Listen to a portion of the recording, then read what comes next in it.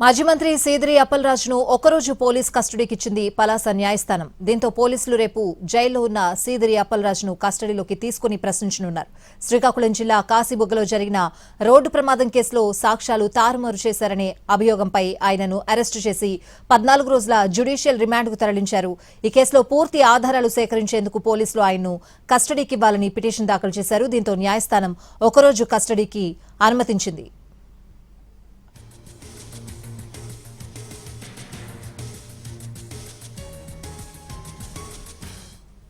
కాశీబుగ్గ పాత జాతీయ రహదారిపై జరిగిన ఒక బైక్ ప్రమాదంలో దుబ్బా దానయ్య అనే గొర్రెల కాపరి తీవ్రంగా గాయపడి మరణించారు. ఈ ప్రమాదానికి కారకుడు అప్పలరాజు కుమారుడు సీదిరి ఆరవర్మ అని పోలీసులు ప్రాథమికంగా నిర్ధారించారు.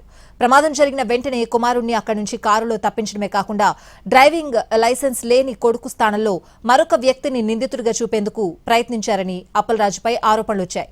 పోలీసులకు తప్పుడు సమాచారం ఇచ్చి విచారణను తప్పుదోవ పట్టించారనే కేసు నమోదైంది.